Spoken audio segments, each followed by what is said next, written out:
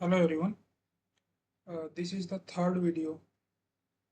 और इससे पहले जो दो वीडियो हैं उसके अंदर पहली वीडियो के अंदर बेसिकली हमने इंटरनल सिक्योरिटी पेपर 3 यूपीएससी का जो है उसका सिलेबस डिस्कस किया था। पेपर 3 के अंदर इंटरनल सिक्योरिटी आता है।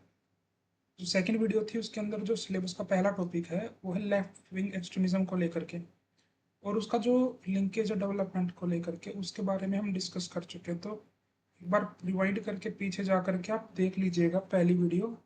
इफेक्टिवली वो पहली ही वीडियो जिसमें कंसेप्ट डिस्कस किया लेफ्ट विंग एक्सट्रीमिज्म का, मेंस के कुछ कुछ पॉइंटर्स कि मेंस के आंसर्स में आपको कैसे फिट इन करने। तो ये मेंस से रिलेटेड क्लासेस हैं, फटाफट हम ये वैल्यू एडिड पॉइंट्स हैं अपने डिस्कस कर ले रहे हैं। आज का जो हमारा रहेगा वो रहेगा टेररिज्म के बारे में। ओके, तो टेररिज्म को हम डिटेल में डिस्कस करेंगे यहाँ पर। सो आप एक बार इस वीडियो को डिटेल में आप देख लीजिए। चलिए स्टार्ट करते हैं बेसिकली। सबसे पहला जो हम यहाँ पर डिस्कस करेंगे, एक बेसिक डेफिनेशन से स्टार्ट करते हैं जी टेररिज्म की। ओके, सो बेसिक डेफिनेशन से स्टार्ट करेंगे टेररिज्म की। और एक्चुअली में पॉइंट ये है कि यूनाइटेड नेशन ने कोई एक सिंगल और यूनिवर्सली एक्सेप्टेड डेफिनेशन अडॉप्ट नहीं की हुई है। UN has not adopted any single universal definition of the terrorism. कुछ रिजोल्यूशंस हैं यूनाइटेड नेशंस के जो टेररिज्म को डिस्क्राइब करते हैं जेनरिक टर्म्स में, जनरल टर्म्स में। Okay, so according to FBI, यहाँ पर ये एक डेफिनेशन याद रख सकते हो एफबीआई की, जो कि टेररिज्म की दो कैटेगरीज में डिवाइड करता है, इंटरनेशनल टेररिज्म और डोमेस्टिक टेररिज्म। इंटरनेशनल टेररिज्म क्या है? बेसिकली एक वायलेंट क्राइम और कोई भी क्रिमिनल एक्ट जो इंडिविजुअल कमिट करे या फिर कोई ग्रुप कमिट करे, किसी एक आइडियोलॉजी से इम्पैक्ट होकर के, किसी चीज से इम्पैक्ट होकर के, किसी चीज से इंस्पायर होकर के। ओके, उसको इंटरनेशनल टेररिज्म बोलते हैं बेसिकली। ठीक है, दूसरा होता है डोमेस्टिक टेररिज्म। ओके, जो कि डोमेस्टिक आइडियोलॉजिकल गोल्स को फर्दर करने के लिए, कोई भी पॉलिटिकल गोल हो सकता है किसी ऑर्गेनाइजेशन या इंडिविजुअल का, कोई भी रिलीजियस गोल हो सकता है, सोशल, रेशियल, इन गोल्स को फर्दर करने के लिए कोई भी वायलेंट क्राइम को कमिट करना is called domestic terrorism. Okay, India के अंदर section 15 of UAP unlawful activity prevention act है जो ये डिफाइन करता है टेररिस्ट एक्ट्स को।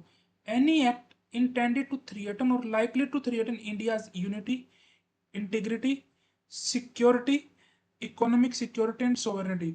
सी, ये टर्म्स आप याद रख लीजिए। और इस डेफिनेशन को भी आप, टेररिज्म की डेफिनेशन, अगर टेररिज्म पे कोई भी क्वेश्चन आता है तो आप इस डेफिनेशन को भी वहां पर यूज कर सकते हैं basically. Okay, it would be a good start for your question.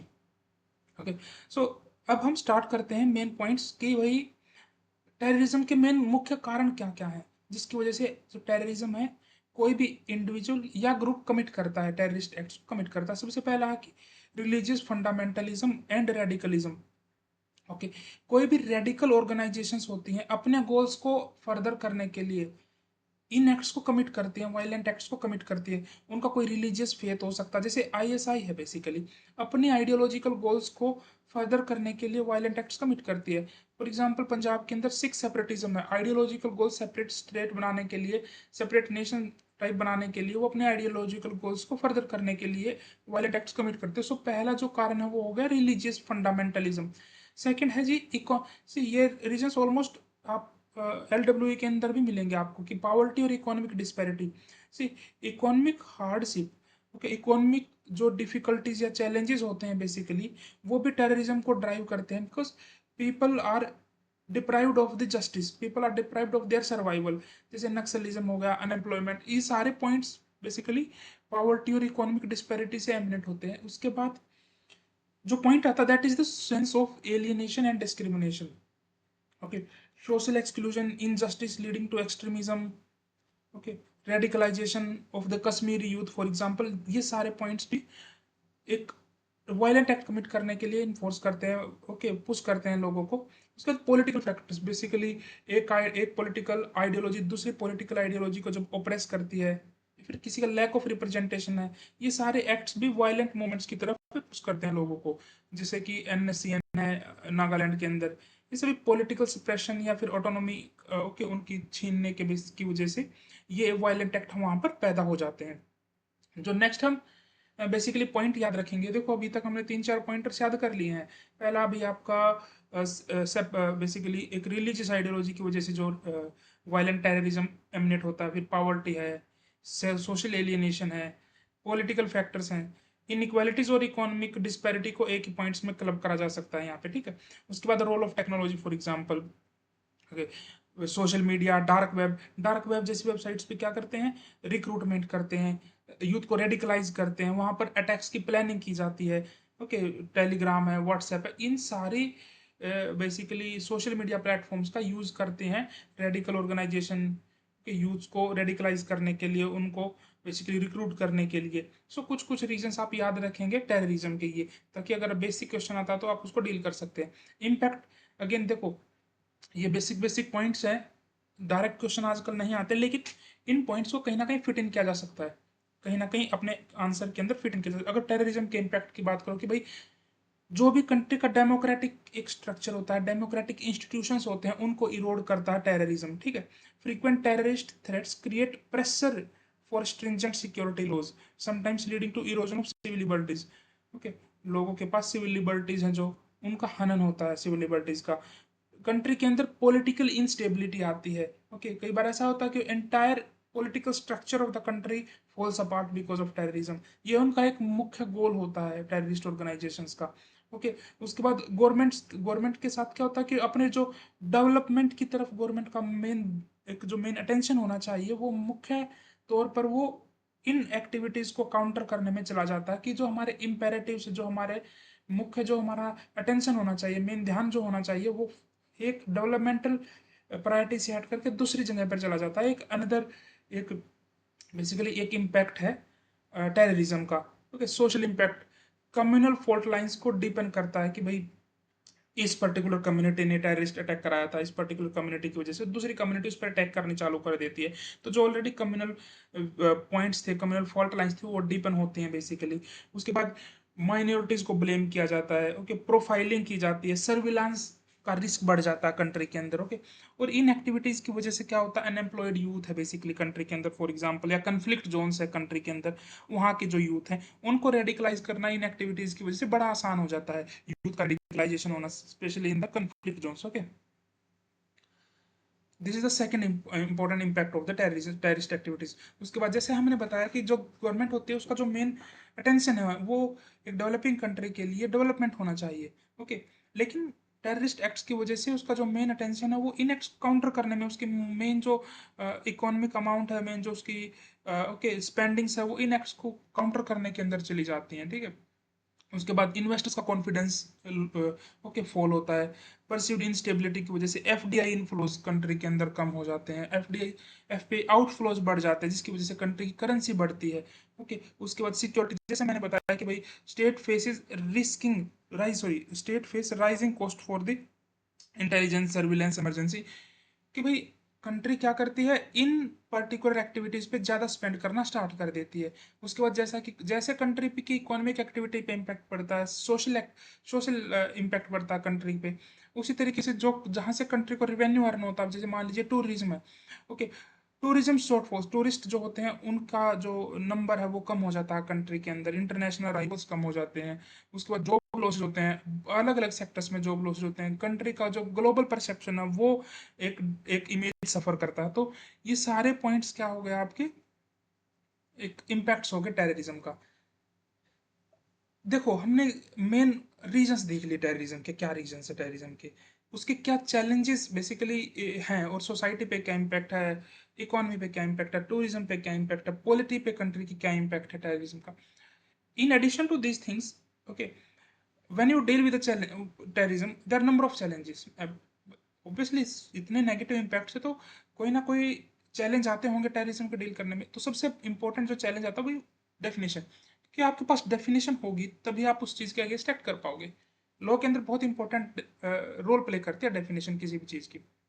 जैसे कि हमने यूएपीए के अंदर हालांकि डिफाइन किया है, लेकिन कोई भी इंटरनेशनल एक्सेप्टेड आज तक डेफिनेशन नहीं है, तो इंटरनेशनल टेररिस्ट के अगेंस्ट कैसे एक्ट करोगे आप। उसके बाद ट्रांसनेशनल थ्रेट, कि जो टेररिस्ट ऑर्गेनाइजेशंस होती हैं बेसिकली वो दूसरी countries across the border operate करते हैं बेसिकली, ठीक है। अब उनको कैसे टैकल करें, ये एक बिग चैलेंज है बेसिकली। उसके बाद कंट्रीज के अंदर आपस में जियोपॉलिटिकल राइवलरीज रहती हैं, इंडिया पाकिस्तान हो गया, फिर जैसे फॉर एग्जांपल इंडिया चाइना, या फिर कंट्रीज के बीच में जो जियोपॉलिटिकल राइवलरी चलती रहती है, इसके चलते एक कंट्री क्या करती है बेसिकली दूसरी कंट्री के अगेंस्ट इन टेररिस्ट ऑर्गेनाइजेशंस का यूज करके प्रॉक्सी वॉर्स लॉन्च करती है कि वहां के लोगों को हायर किया दूसरी कंट्री पे जाके अटैक करो। तो यहाँ पे जो लिमिटेड कोऑपरेशन होने की वजह से, राइवलरीज होने की वजह से, कन्फ्लिक्टिंग इंटरेस्ट होने की वजह से, नेशनल कन्फ्लिक्टिंग इंटरेस्ट होने की वजह से एक कंट्री दूसरी कंट्री पे प्रॉक्सी वॉर्स अटैक करती रहती है उनके अगेंस्ट। सो एक बिग चैलेंज है एक टेररिज्म को टैकल करने में। ओके, नेक्स्ट इंपॉर्टेंट चैलेंज है कि आइडियोलॉजिकल मिस इन्फॉर्मेशन, कि भाई जो टेररिज्म है वो कहीं ना कहीं किसी डीप आइडियोलॉजी से एमनेट करता है। ओके, जब तक आप उस आइडियोलॉजी को एड्रेस नहीं करोगे, जब तक आप उस particular ideology, so main point क्या भाई, उस पर्टिकुलर आइडियोलॉजी को एड्रेस करो। Law enforcement hard measures alone sufficient नहीं रहेंगे टेररिज्म को टैकल करने के लिए। नेक्स्ट इंपॉर्टेंट जो पॉइंट है वो है external financial and the external financing support. जो टेररिस्ट ऑर्गेनाइजेशंस होते हैं वो एक्सटर्नल फंडिंग पे बेसिकली उनका धंधा चलता है। ओके, बड़ी टेररिस्ट ऑर्गेनाइजेशंस का उनको लॉजिस्टिकल सपोर्ट प्रोवाइड करती हैं कई कंट्रीज की, तो आर्मीज ही प्रोवाइड करती हैं। सो इस एक्सटर्नल जो सपोर्ट मिलता है टेररिस्ट ऑर्गेनाइजेशंस को, उसको टैकल करना बहुत इंपॉर्टेंट है। नेक्स्ट इंपॉर्टेंट रेडिकलाइजेशन, जो हमने बता दिया कि रेडिकलाइजेशन बहुत बड़ा एक चैलेंज एमर्ज हो चुका। चाहे देखो, अब वायलेंस के आइसोलेटेड जो इवेंट्स हैं, इंसिडेंट्स हैं, वो होते रहते हैं आए दिन, चाहे वो राइट्स हो, लिंचिंग हो। अभी इन इंसिडेंट्स को एक्सप्लॉइट करती हैं आइडियोलॉजिकल ऑर्गेनाइजेशन यूथ को रेडिकलाइज करने के लिए। Okay, so big big challenge है, वेरी बिग चैलेंज। उसके बाद रिसोर्स ड्रेन की बात करते हैं। For example, see combating terrorism can be a significant drain on the national resources, diverting fund from other critical areas like education and the healthcare sector, etc. So ये हम बता ही चुके हैं कि भाई आपका जो मेन अटेंशन होना चाहिए कंट्री का, वो एक उसका डेवलपमेंटल जो इम्पेरेटिव्स हैं उनकी तरफ होना चाहिए, और इसकी वजह से वो एक रिसोर्स ड्रेन में कन्वर्ट हो जाता है टेररिज्म को टैकल करने के लिए। सो अभी तक हमने देखो क्या किया, डेफिनेशन क्या टेररिज्म का, क्या कारण है टेररिज्म के बेसिकली, उसके बाद इसका इम्पैक्ट क्या क्या होता है अलग अलग डायमेंशन पे, ओके, कंट्री के, सोशल हो, पॉलिटिकल हो, इकोनॉमिक हो, टूरिज्म एक्सेट्रा। उसके बाद इसको टैकल करने के अंदर चैलेंजेस क्या आते हैं वो हमने देखे। अभी इंडिया ने, भाई ऐसा तो नहीं है हम खाली बैठे रह सकते हैं, इंडिया ने भी कुछ स्टेप्स लिए हैं टेररिज्म को टैकल करने के लिए। वो स्टेप्स क्या क्या है? सबसे पहला जो स्टेप है वो है इंस्टीट्यूशनल मेजर्स, कि हमने कुछ कुछ एजेंसीज एस्टेब्लिश करी। For example NATGRID, to track the potential terrorist and stop terrorist activities. So NATGRID जो है that uses technology like big data, analytics, large amount of data use करता है नेटग्रिड। ओके, ताकि जो अलग अलग इंटेलिजेंस एजेंसीज हैं, इन्फोर्समेंट एजेंसीज हैं, उनको सपोर्ट किया जा सके। ओके, उसके बाद है multi agency centre. It serves as a node for many agencies to share the intelligence inputs.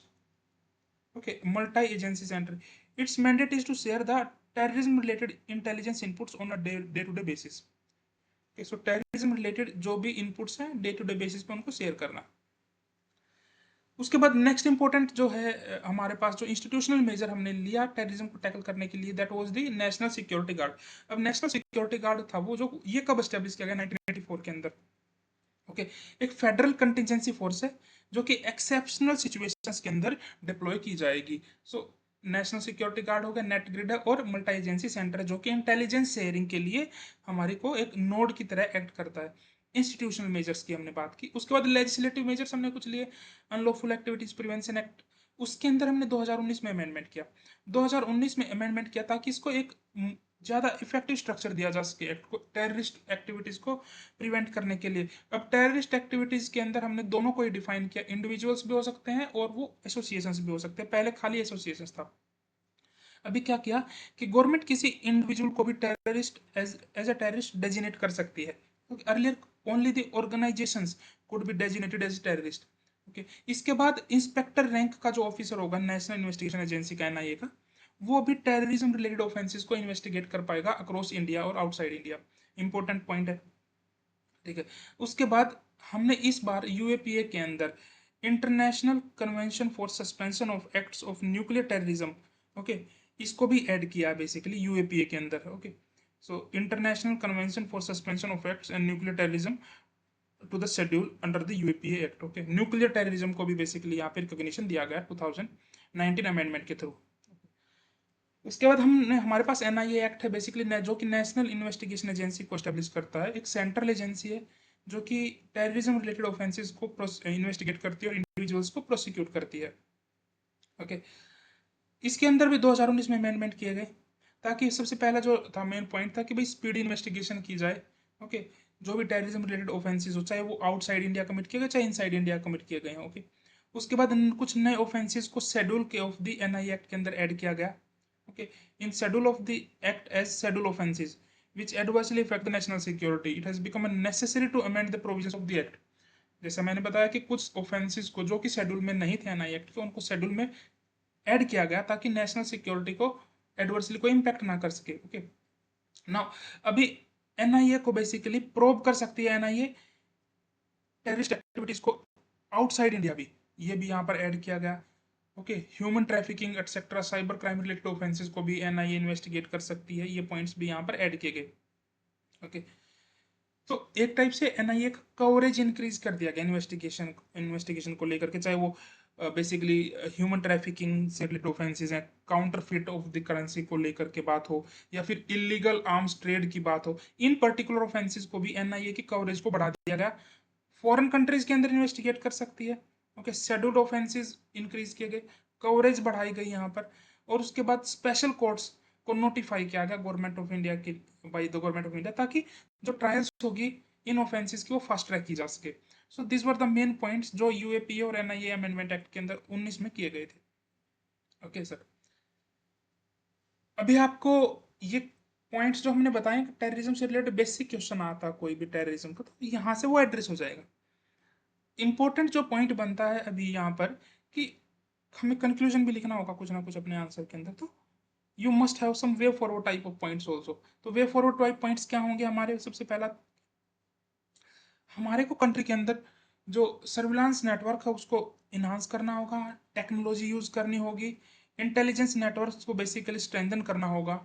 Okay, use strict laws, सब जो ये fast tracking of the cases है, वो किसके लिए हमने एनआईए के अंदर स्पेशल कोर्ट्स भी एस्टेब्लिश किए ताकि फास्ट ट्रैक की जा सके और टाइम बाउंड जस्टिस डिलीवरी की जा सके। उसके बाद वेरी वेरी इंपॉर्टेंट पॉइंट है जो टेरर फाइनेंसिंग का एक पॉइंट है कि बिना फाइनेंसिंग के कोई भी ऑर्गेनाइजेशन कब तक एक्ट कर लेगी। सो टेरर फाइनेंसिंग को कर्ब करना बहुत जरूरी है यहाँ पर। ओके, उसके बाद यहाँ पर सेंटर स्टेट कोऑर्डिनेशन का एक बहुत इंपॉर्टेंट रोल होता है, बिकॉज सेंट्रल एजेंसीज में फेडरल एजेंसी हैं, उनको स्टेट पुलिस के साथ कोऑर्डिनेट कर कर ही जो लोकल यूथ है या फिर लोकल ऑर्गेनाइजेशंस हैं, स्लीपर सेल्स हैं बेसिकली, ओके, प्रोक्सी ऑर्गेनाइजेशंस हैं, इनको टैकल करना होगा। ओके, उसके बाद नेशनल काउंटर टेररिज्म सेंटर को क्रिएट करना होगा, centralise efforts and improve the intelligence sharing with okay with safeguards, क्योंकि इंटेलिजेंस नहीं थी, इंटेलिजेंस शेयरिंग इफेक्टिव नहीं थी कंट्री के अंदर, वाज द रीजन कि 26/11 attack happened. So this has to further improve and we have to curb the misinformation, because misinformation से क्या होता है, एक इंटरफेथ जो डिसहार्मनी है वो क्रिएट होती है।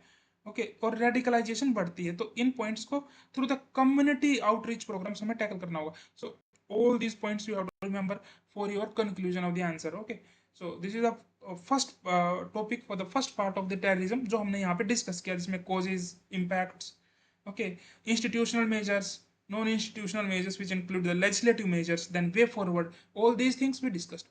नेक्स्ट पॉइंट जो हम करेंगे, इंडिया की जो पहली एंटी टेरर स्ट्रेटजी है, एंटी टेरर पॉलिसी है, जो कि मिनिस्टर ऑफ होम अफेयर्स ने लॉन्च की थी, Prahaar. Okay, PRAHAAR, Prahaar strategy. Okay, zero tolerance to terrorism. Okay, so what was it? Because यहाँ पे 7 लेटर्स हैं, तो 7 लेटर स्ट्रेटजी है ये प्रहार। ओके, सो इसको हम डिस्कस करेंगे, 7 पिलर्स को डिस्कस करेंगे प्रहार के यहाँ पे। Okay, so let us start with the 7 pillars of the Prahaar strategy. Okay, so the first pillar is the prevention. So prevention के अंदर हम क्या करेंगे, इंटेलिजेंस बेस्ड प्रोएक्टिव मेजर्स लेंगे, ताकि जो भी कंट्री के अंदर स्लीपर सेल्स ऑपरेट कर रहे हैं या कोई भी साइबर पाइपलाइन है बेसिकली, उसको हम यहाँ पर ही काउंटर किया जा सके, इनिशियल स्टेजेस पे ही काउंटर किया जा सके। प्रिवेंशन हमारा पहला मेजर रहेगा इस स्ट्रेटजी के अंदर। जो सेकंड जो पॉइंट रहेगा that is response. Okay, swift actions लेने होंगे लोकल पुलिस के साथ कोऑर्डिनेट करके as a first responder. Okay, backed by the elite units like NSG, NIA. Okay, कोई भी कहीं पे टेररिस्ट अटैक होता है, फर्स्ट पिलर पहला तो हमारा यही रहेगा, प्रिवेंट करना, कैसे भी कोऑर्डिनेशन के थ्रू, इंटेलिजेंस शेयरिंग के थ्रू। सेकंड रहेगा response, effective calibrated response. Third one रहेगा एग्रीगेटिंग द कैपेसिटी। हमारे को बेसिकली हमारे जो सेंट्रल फोर्सेस हैं बेसिकली, उनको मॉडर्नाइज करना होगा, सिंक्रनाइज करना होगा उनके एफर्ट्स को। This is the Third pillar, that is aggregating capacity. The fourth pillar is a human right, strict adherence to the civil liberties and rule of law to maintain the democratic legitimacy. ऐसा नहीं है कि किसी को भी randomly उठा लिया terrorist threat के का बेसिकली समझ करके, बिकॉज यहाँ पर सिविल लिबर्टीज को एंडेंजर होता है, वो इसी से बेसिकली आइडियोलॉजिकल थ्रेट बनता है। ओके, बाद में this one the fourth big point. The sixth point is here. For the fifth point is attenuating conditions. Okay, tackling the root cause of radicalization using community engagement. ये बहुत important है, community को engage करना, NGOs को उनके confidence को साथ में लेकर के किसी भी तरीके से यूथ के रेडिकलाइजेशन को बचाना। तब वेरी इंपॉर्टेंट पॉइंट। उसके बाद हमारा जो इंपॉर्टेंट पॉइंट है that is the aligning globally, mutual legal assistance treaties and the global extradition framework to be signed, ताकि सेफ हेवंस को, टेररिस्ट के लिए जो सेफ हेवंस है उनको डिसमेंटल किया जा सके। म्यूचुअली लीगल असिस्टेंस ट्रीटीज को हमें यूटिलाइज करना होगा उस पर्पज से, चाहे उनको एक्स्ट्राडाइट कराना हो, कोई भी बाहर कोई भी दूसरी कंट्री किसी भी टेररिस्ट को यदि संरक्षण दे रही है तो उनको उनको बेसिकली एक्स्ट्राडिशन ट्रीटीज की हेल्प से उनको एक्स्ट्राडाइट कराना अपनी कंट्री के अंदर। Then the final point is recovery, a whole of society approach is required, ताकि कोई भी इंफ्रास्ट्रक्चर, चाहे वो साइकोलॉजिकली हो चाहे वो फिजिकली हो, उसको बिल्ड किया जा सके। सो पर हर स्ट्रेटजी वेरी इंपॉर्टेंट स्ट्रेटजी है बेसिकली टेररिज्म को टैकल करने के लिए। ओके, स्ट्रेटजी का सिग्निफिकेंस है यहाँ पर हमारे पास कि हमने डॉक्ट्रिनल शिफ्ट किया अपना। ओके, हम ऑफिशियली ट्रांजिशन कर चुके हैं बेसिकली, जो हमारी पहले जो एक मैनेजमेंट अप्रोच थी बेसिकली उससे प्रीएम्पशन अप्रोच पे हम ट्रांजिशन कर चुके हैं। हमने डोमेन एक्सपर्टीज एस्टेब्लिश किया है, चाहे वो बेसिकली साइबर सिक्योरिटी के अंदर हो, डार्क वेब के अंदर हो। ओके, सारे पॉइंट्स को लेकर के formally delinks the terrorism from any religion, very very important point, कि किसी भी रिलीजन एटसेट्रा या किसी भी आइडियोलॉजी से लिंक कर करके टेररिज्म को नहीं देखा गया है इस स्ट्रैटेजी के अंदर, और हमारी इंडिया की जो स्ट्रैटेजी है टेररिज्म को टैकल करने के लिए। उसके बाद हमारा इंटेलिजेंस डेमोक्रेटाइजेशन, कि हम इंटर एजेंसी पैराडाइम से ना जो सिलोज के अंदर एजेंसीज ऑपरेट करती हैं उससे हम शिफ्ट कर चुके हैं duty to share, because very very important कि सारे ऑर्गेनाइजेशन एक दूसरे से लिंक रहें और एक प्लेटफॉर्म पर इंटेलिजेंस को शेयर करते रहें। कोई भी इफेक्टिव जो थ्रेट है नेशनल सिक्योरिटी को, उसको बेसिकली फर्स्ट स्टेज पर ही टैकल किया जा सके। Next is the soft power integration. Okay, hard measures से ही नहीं, केवल you have to deradicalise, you have to just attack the ideology at the very beginning, at the very core level. So soft power integration, then socio economic weaponisation, officially recognise.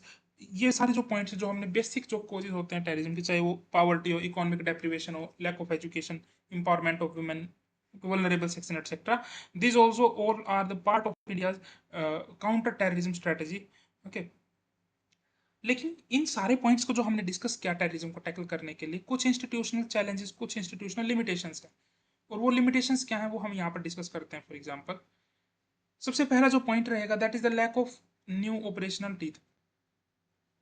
It acts as a guiding doctrine but completely fails to create a new operational agency and independent statutory power. Okay, बस एक बोल बच्चन हमने बात किया, कोई ऐसा नहीं है कि हमने कोई इंडिपेंडेंट एजेंसी एस्टेब्लिश की हो या इंडिपेंडेंट स्टैट्यूटरी यहाँ पर लेकर के आए हैं। ओके, इसकी कोई बात नहीं हुई है यहाँ पर। ओके, देन अगेन एक बड़ा इंपॉर्टेंट पॉइंट रहता है कि हम ज़्यादा सेंट्रलाइजेशन की तरफ पुश कर रहे हैं, जबकि टैकल करने के लिए हमें local level to the level of citizen वहाँ पे हमें कोऑपरेशन चाहिए, उसकी बात बहुत कम है। ये एक मेजर चैलेंज है बेसिकली यहाँ पर। ओके, उसके बाद subjective deradicalisation, effective deradicalisation की बात नहीं हुई है, जस्ट ऊपरी तौर पर डी रेडिकलाइजेशन की बात कर दी है कि क्या बात तो कर दी है, लेकिन उसके लिए इफेक्टिव मेजर्स तो होने चाहिए ना, कि इन इन तरीकों से हम जो रेडिकलाइजेशन है यूथ का उसको हम टैकल करेंगे। ओके, जो मल्टी एजेंसी सेंटर है, it lacks statutory backing, severely limiting its ability to legally enforce intelligence sharing. ये बहुत इंपॉर्टेंट है, लीगल एक उनके ऊपर एक इन्फोर्समेंट होनी चाहिए एजेंसी के ऊपर, एमएसी के ऊपर, कि वो इंटेलिजेंस को शेयर कर सके, ताकि कोई भी रिलेक्टेंस ना हो यहाँ पर हमारे पास। Okay, then NIA outreach, external void है। ओके, दूसरी कंट्रीज की जो एजेंसीज हैं उनके साथ जो हमारा कोऑर्डिनेशन है that is not effective. So all these are the challenges in tackling again, और challenges in implementing effectively the strategy. Again अगर हमारे पास स्ट्रैटेजी को चैलेंजेस और स्ट्रैटेजी को लेकर के कुछ वे फॉरवर्ड की बात कर लेते हैं, स्ट्रैटेजी जो इफेक्टिवली जो हम बात करेंगे यहाँ पर। एक तो हमारे पास जो मल्टी एजेंसी सेंटर, हमें इसको स्टैट्यूटरी बैकिंग देनी होगी ताकि एक लीगल इन्फोर्समेंट रहे रियल टाइम में इंटेलिजेंस शेयर करने को लेकर के, ठीक है। First point. सेकंड पॉइंट ये होगा कि हमारा द फाइनेंशियल फोरेंसिक्स, हमारे को जो भी big data machine learning etcetera, इसको इंटीग्रेट करना होगा, चाहे वो आरबीआई के साथ हो, चाहे वो सेंट्रल एजेंसीज के साथ हो, ताकि हमारे पास जो भी ऑपरेशंस हो या जो भी हमारे फॉर एग्जांपल टेरर फाइनेंसिंग हो रहा है किसी भी पॉइंट से, तो हम उसको अर्ली स्टेजेस पे ही डिटेक्ट कर पाए। ओके। उसके बाद specialised prosecution rings, embedded specialized terror law experts directly from FIR stage to ensure airtight evidentiary consolidation and high UAPA conviction rate। अभी सबसे इंपॉर्टेंट पॉइंट तो यही है ना कि यूएपीए कन्विक्शन रेट्स बहुत कम है, तो हमें क्या इंपॉर्टेंट पॉइंट क्या है यहाँ पर, एफआईआर स्टेज से ही स्पेशलाइज्ड टेरर लॉ एक्सपर्ट्स को एंगेज करना होगा ताकि यहाँ पे कन्विक्शन रेट बढ़ सके, हमारा कन्विक्शन रेट इंक्रीज हो जाए। ओके। जस्टिस डिलीवरी इफेक्टिव हो। Okay. then you have to synergize the MH's internal denial doctrine with the Ministry of Defense external punishment doctrine। okay। जैसा हमने बताया कि देखो कुछ measures ministry of home affairs ले रही है, कुछ hardcore measures ministry of defence ले रही है, लेकिन सिनर्जी नहीं है दोनों मेजर्स के बीच में। सो वेरी इंपॉर्टेंट क्या है, दोनों मिनिस्ट्री ऑफ होम अफेयर्स और मिनिस्ट्री ऑफ डिफेंस की जो पनिशमेंट स्ट्रेटेजी, काइनेटिक जो operations ministry of defence launch करते हैं, उनके बीच में सिनर्जी हो, तो एक ताकि क्यूमुलेटिव डिटरेंस हम लॉन्च कर सकें। So this is one very important point यहाँ पर। So all these points you can mention in your way forward। Okay। So see this was the basic of the terrorism, हमने discuss किया यहाँ पर। Okay।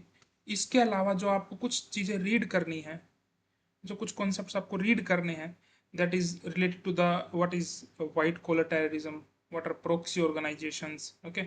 सो इन सारे points को भी आप यहाँ से इस पीडीएफ से रीड कर लीजिएगा। ओके। इसमें गिवन है यहाँ पर प्रॉक्सी ऑर्गेनाइजेशंस क्या होते हैं बेसिकली। ओके। जो एक्सटर्नल एक्टर्स होते हैं बेसिकली, उनको उनकी उनकी हेल्प से ये किसी दूसरी कंट्री के अंदर ऑपरेट करती हैं, इनकी इम्प्लीकेशंस क्या होते हैं प्रॉक्सी ऑर्गेनाइजेशंस के, प्रॉक्सी ऑर्गेनाइजेशंस को न्यूट्रलाइज करने के क्या चैलेंजेस हैं। ओके। वे फॉरवर्ड एटसेट्रा, ये सारे पॉइंट्स आप यहाँ पर याद रखेंगे।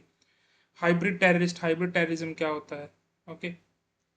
क्या इसके बेसिकली मेन चैलेंजेस क्या है हाइब्रिड रेडिकलाइजेशन को टैकल करने के लिए, रेडिकलाइजेशन क्या है। ओके। फैक्टर्स क्या हैं रिस्पॉन्सिबल पॉलिटिकल बेसिकली रेडिकलाइजेशन को लेकर के, लोन वॉल्फ अटैक क्या होते हैं। ओके। इंडिया की क्या वल्नरेबिलिटी है towards the lone wolf attack, bioterrorism क्या है। ओके। कोई भी जैसे हम कोई भी कंट्री किसी दूसरी कंट्री के अगेंस्ट बायोलॉजिकल एजेंट्स या टॉक्सिन्स यूज कर सकती है। Okay. Animals, plants etcetera, humans को किल करने के लिए। उसके बाद साइबर टेररिज्म क्या है, क्या मेथडोलॉजी है बेसिकली साइबर टेररिज्म को टैकल करने के लिए। वाइट कॉलर टेररिज्म क्या है। Okay. What are the strategy to tackle the white collar terrorism. So ये सारे पॉइंट्स आपको याद रखने। देखो मैं आपको यहाँ से कुछ क्वेश्चंस आए हैं जो टेररिज्म से, वो मैं आपको दिखा देता हूँ।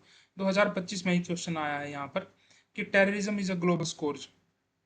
Okay, terrorism is a global scourge. How it manifested in India? Elaborate the contemporary examples. What are the counter measures adopted by the state? तो यहाँ पर आप स्टेट के मेजर्स लिख सकते हो, इंस्टीट्यूशनल मेजर्स लिख सकते हो, यहाँ पर स्ट्रैटेजी पर हर स्ट्रैटेजी मेंशन कर सकते हो, यहाँ पर इंस्टीट्यूशनल लेजिस्लेटिव मेजर्स मेंशन कर सकते हो। तो आपको अगर बेसिक टेररिज्म का पता तो आप आसानी से ये 2025 का क्वेश्चन एड्रेस कर सकते थे। नार्को टेररिज्म के बारे में आया, एक सीरियस थ्रेट बेसिकली बन चुका कंट्री के लिए, उसके बारे में आया क्वेश्चन यहाँ पर। उसके बाद टेरर फाइनेंसिंग को लेकर के 2023 में क्वेश्चन आया था यहाँ पर, मेजर सोर्सेज क्या टेरर फंडिंग के इंडिया के अंदर, और the efforts being made to curtail these sources, क्या एफर्ट्स इसको know what are the efforts being taken to curtail this thing. Okay. उसके बाद यहाँ पर हम इंटेंसिटी और analyse the complexity and intensity of terrorism, उसके अगेन कोजेज की बात कर रहा है, यहाँ पर लिंकेजेस की बात कर रहा है। ओके। मेजर सजेस्ट करो इसको इफेक्टिव टैकल करने के लिए। ओके। उसके बाद 2019 में ओवर द ग्राउंड वर्कर्स के ऊपर क्वेश्चन आया, banning of Jamaat Islam in Jammu and Kashmir brought in focus the role of over the ground workers in assisting terror organisation, examine the role played by over the ground workers in assisting the terror organisations in insurgency affected areas, discuss the measures to neutralise the influence of over the ground workers. Okay. इसके बारे में आपको बता देता हूँ over the ground workers के बारे में, what are the over the ground workers. Okay. ताकि इस टाइप के क्वेश्चंस भी आपके एड्रेस हो जाए यहाँ से।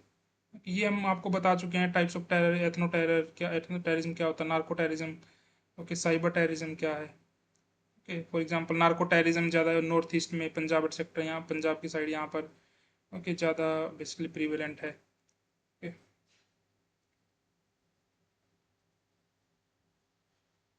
सो ओवर द ग्राउंड वर्कर्स की बात मैं कर रहा था आपको यहाँ पर। Over the ground workers, non combatant individuals living normal life like civilians, who provide essential logistical support, pass ground level intelligence, run extortion finance and handle the youth recruitment। Basically local लोग ही हैं, normal civilians ही हैं, मे भी unemployed हो सकते हैं या radicalise हो सकते हैं, जो कि ग्राउंड लेवल इंटेलिजेंस पैसे के लिए दूसरी साइड को ट्रांसफर करते हैं, उन लॉजिस्टिकल सपोर्ट प्रोवाइड करते हैं। जैसे कि फॉर एग्जांपल पाकिस्तान से कोई भी टेरर इन्फिल्ट्रेट कर गया इंडिया के अंदर, तो वहाँ के कुछ लोकल लोग उन लोगों को रहने के लिए, खाने के लिए लॉजिस्टिकल सपोर्ट प्रोवाइड करा दिया, उनको इंटेलिजेंस बता दी यहाँ पर आर्मी ऑपरेट कर रहे हैं। ओके, इस टाइप से लोकल यूथ को रिक्रूट कर लिया कुछ आइडियोलॉजिकल ऑर्गेनाइजेशंस ने। फॉर एग्जांपल 2019 में जो पुलवामा अटैक हुआ था, उसके अंदर ओवर द ग्राउंड वर्कर्स ने बहुत सारी इंटेलिजेंस को सिक्योर किया था, इंटेलिजेंस गैदर करके अपोजिट साइड को सप्लाई किया था। तो ये ओवर द ग्राउंड वर्कर्स होते हैं यहाँ बेसिकली, जो आपको याद रखना है। ओके, सो ये देखो आप यहाँ पर, ये विजन का डॉक्यूमेंट है और ये यहाँ पर प्रहार बेसिकली लिया का डॉक्यूमेंट है। इन दोनों का यूज करके आप आसानी से ही टेररिज्म का जो टॉपिक है उसको कंप्लीटली कवर कर सकते हैं। कुछ कुछ बेसिक चीजें मैंने आपको बता दी हैं, इस वीडियो से भी आपका टेररिज्म कंप्लीटली कवर हो जाएगा। Okay, so thank you so much. Next video के अंदर मिलते हैं जिसमें हम स्टेट नॉन स्टेट एक्टर्स को ब्रीफली डिस्कस करेंगे। ओके, सो इन्हीं वीडियोस के थ्रू 5 7 6 वीडियो हमारी बनेंगी। इन्हीं वीडियोस में हम आपका कंप्लीटली इंटरनल सिक्योरिटी को कवर कर लेंगे। 30 30 35 35 मिनट की वीडियो, ज़्यादा लंबी वीडियो भी नहीं है। Okay, so let us meet in the next tutorial. So till then, thank you so much.